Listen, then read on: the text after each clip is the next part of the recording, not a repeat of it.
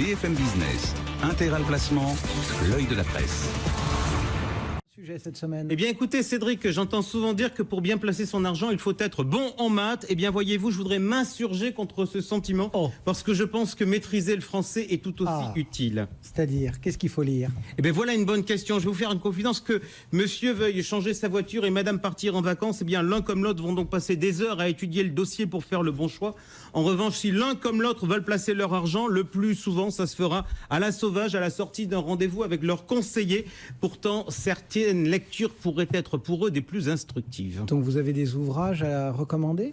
Oui, en fait, je vais vous être honnête, j'ai le sentiment un peu de rejouer un sketch de Danny Boone sur les modes d'emploi. Oui, les modes d'emploi, on ne les lit jamais et pourtant ça peut être utile. Alors en matière financière, on va prendre par exemple le cas de l'assurance vie, c'est le placement financier le plus détenu par les Français. Eh bien, des modes d'emploi à lire, il y en a plusieurs. Il y a pour commencer le DIC. Alors le DIC, ça veut dire document d'information clé. Dans le jargon des professionnels, ça s'appelle du précontractuel. Bref, si je vous dis les choses à ma sauce, en théorie, on doit vous le présenter dans la phase des avances ou des préliminaires, selon votre choix. C'est ce qu'on trouve dans Prips, c'est ça? Oui, effectivement, c'est l'innovation de Prips au 1er janvier qui touche l'assurance vie. Alors, qu'est-ce qu'il y a d'intéressant là-dedans? Alors, est-ce que c'est intéressant? Alors, déjà, premier constat, c'est concis, ça prend 3 pages maximum, autrement dit, c'est pas du Zola. Alors, pour le reste, on nous donne plein d'explications. C'est plutôt pas mal, ça. Alors, ça dépend si vous aimez Zola ou pas. Pour le reste, on nous donne plein d'explications sur les frais, auxquels, d'ailleurs, je suis pas certain que quiconque comprenne grand-chose. On continue, soyons francs, sur ce document. C'est pas du Paris Match, c'est pas le poids des mots et le choc des photos, non, c'est le poids des mots, rien que le poids des mots. J'ajouterais même parfois le poids pesant des mots. Alors, un exemple, j'en ai pris un comme ça. Alors, à la rubrique type d'investisseur visé, il y a cette phrase superbe.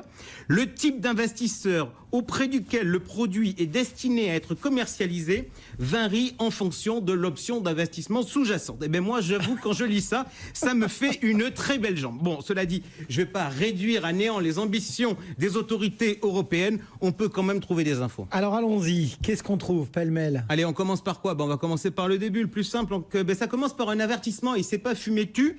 C'est vous êtes sur le, en l'occurrence, c'était un contrat d'assurance et multisupport. Vous êtes sur le point d'acheter un produit qui n'est pas simple et qui peut être difficile à comprendre. Alors, je le reconnais qu'au vu de la phase précédente, j'aurais pu m'en douter un peu. Mais oui, il faut le dire, l'assurance multisupport n'est pas un produit simple. Alors, dans mon esprit, ça ne veut pas dire qu'il ne faut pas la mettre entre toutes les mains et les réserver seulement à une clientèle haut de gamme. Ça veut dire qu'il faut prendre le temps de l'expliquer. Bon, ça, c'est plutôt pas mal de le dire, effectivement, de le rappeler. Qu'est-ce que vous avez trouvé comme autre information intéressante? Alors, il y a un paragraphe qui m'a intéressé qui est intitulé « Que se passe-t-il si l'assureur n'est pas en mesure d'effectuer ses versements ?» Alors, le titre, je ne vous cache pas, m'a un tout petit peu interpellé parce que dans mon esprit, c'était moi, le souscripteur, qui faisait des versements à l'assureur. Alors, curiosité journalistique oblige, je suis allé voir. Et là, je découvre la phrase suivante où on me dit « En cas de défaillance de l'assurance, vous pouvez subir une perte financière. » Alors ça, j'ai trouvé ça étonnant comme info. Pourquoi? Parce qu'avant, on me disait si vous avez des unités de compte, vous allez perdre de l'argent. Et si en revanche, tu fais du fonds en euros, tu n'as aucun risque. Et bien là, grosso modo, on me rappelle que fonds en euros ou unité de compte, ça n'a pas aucune espèce d'importante. Si mon assureur se plante, il peut m'embarquer avec lui. Et donc, comme c'est pas ce qu'on entend d'habitude, je me suis dit, est-ce que finalement, on me raconte pas mal de balivernes sur le sujet de l'assurance vie? Ça suffit à susciter votre intérêt et à vous faire mener une petite enquête? Eh oui, donc je suis allé fouiller. Alors, vous voyez, en amour, les choses sont ainsi faites. Vous commencez par les avances et les préliminaires et en théorie, la phase d'après, eh bien, il faut conclure. Eh bien, vous voyez, jamais personne, la finance n'a vu la finance pareille, et pourtant, c'est pareil. Alors, du coup, cette chronique devient du coup beaucoup plus excitante. Alors, au moment des avances et du précontractuel, il y a donc le DIC. Eh bien, au moment de conclure, voilà, il y a les conditions générales qui doivent vous être remises. Donc, si vous aimez la langue, il faut les lire. Je suis désolé, les conditions générales, tout le monde les connaît, c'est plein de pages, c'est écrit en tout petit. Et oui, donc vous n'avez pas envie de les lire. Cela dit, je reconnais que c'est plus sympa de lire un bouquin avec des images, ça je regarde Guillaume, mais voyez-vous, les conditions générales peuvent être beaucoup plus utiles. Pourquoi? Parce qu'elles fixent les liens contractuels entre les parties. Alors, cela dit, je vais vous faire une confidence, histoire de vous simplifier la vie. Avant de tout lire, vous pouvez déjà commencer à vous intéresser par l'encadré qui est situé au tout début de ces conditions générales. Et croyez-moi, ça vaut parfois son pesant sortes de cacahuètes. Vu votre regard, vous avez déniché quelque chose. Eh bien, je vais vous laisser juge. Allez, on regarde le point numéro 3 qui correspond à la participation aux bénéfices. Et là, que lit-on? Pour la partie des droits exprimés en euros, des fonds en euros de l'actif général, il n'est pas prévu de participation aux bénéfices contractuels.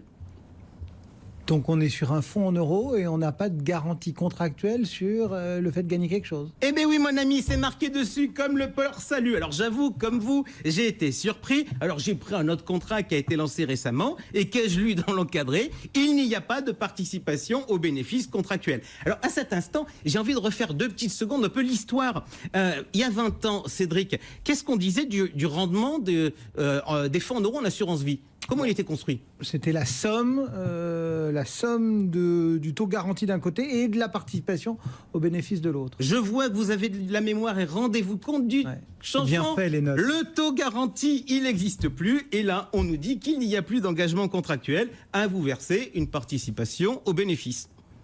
Auparavant, il devait quand même verser 85%, non? C'est ça? Certains avaient même écrit 100% du bénéfice. Et oui, vous vous rendez compte, les pratiques ont changé. On ne sait pas si les pratiques sur les distributions vont changer, mais en tout cas, cette nouvelle clause de participation aux bénéfices qu'on voit apparaître, elle témoigne à minima que les assureurs se sont rendus compte qu'ils n'avaient pas franchement les fesses propres. Et pourquoi? Parce que dire que l'on donne 100% quand on ne donne pas 100%, ça vous fait courir un risque juridique. Alors donc là, on va à la simplicité, on s'engage à rien, donc on fait ce qu'on veut, on pourrait même ne rien donner. De toute manière, l'épargnant ne pourra pas aller, il n'a pas lu le contrat. Bon, qu'est-ce que vous avez trouvé d'autre? Alors, avant d'aller fureter dans l'encadré, c'est bien, mais on peut lire tout le contrat. Alors, ce qui, au passage, devrait un peu pousser les épargnants à réclamer des contrats plus simples, donc des notices plus courtes. Cela dit, dans les choses intéressantes à regarder, je vous propose de regarder le chapitre des valeurs de rachat. De quoi il s'agit là? Eh bien, il s'agit des sommes qu'on vous rendra si jamais vous voulez récupérer votre argent. Bon, alors, en plus, là, je reconnais, il faut avoir quelques petites notions de maths. Alors, par exemple, là, j'ai un contrat où j'ai une hypothèse où on fait un versement de 10 000 euros. On met 50% sur les unités de compte, 20% sur un euro croissant, vous savez, j'aime pas ça, et 30% sur le fonds en euros. Donc, je me limite au fonds en euros, je fais mes calculs, je mets 3 000 euros bruts, j'enlève les frais, 4,5, d'après ce qui est marqué dans le contrat. Donc, en fait, j'investis 2865. Question, Cédric, combien vais-je récupérer à minima si je sors dans 1 an ou dans 8 ans? La même chose, 2865 euros, non? Puisque eh bien, attendez. Vous nous parlez du fonds en euros. Eh bien, attendez, je regarde. Eh bien, vous avez perdu 2836 euros au bout d'1 an et 2643 euros au bout de 8 ans. Pourquoi? Parce que l'assureur vous garantit le capital moins les frais de gestion. Évidemment, le souscripteur, il est comme vous. Il croit qu'il a sa garantie, mais non, il ne l'a plus. Bon, en conclusion, qu'est-ce qu'on se raconte? Juste une petite dernière pour la route. Dans un paragraphe, j'ai trouvé « L'assureur se réserve le droit de refuser les versements sur le fonds en euros ». Moi qui croyais que l'assurance vie était un côté suisse où l'on pouvait faire tout ce que l'on voulait. Bon, donc non. Bon, et en conclusion? Eh bien écoutez, j'ai découvert qu'aujourd'hui c'était la journée mondiale des consommateurs, donc j'aurai donc un petit message pour eux. Avoir appris à lire, ça doit être utile, notamment lorsque l'on investit son argent. Message aussi, tiens, allez, à nous les journalistes, aux médias, c'est bien de raconter de belles histoires pour faire la promotion de l'assurance vie, mais il serait bien de s'assurer qu'elles correspondent réellement à la réalité des contrats aujourd'hui. Et puis enfin, message aux autorités à l'heure de la loi Pacte. Aujourd'hui, en assurance vie, la participation aux bénéfices est un vrai sujet. À l'évidence, il faut y mettre plus de transparence.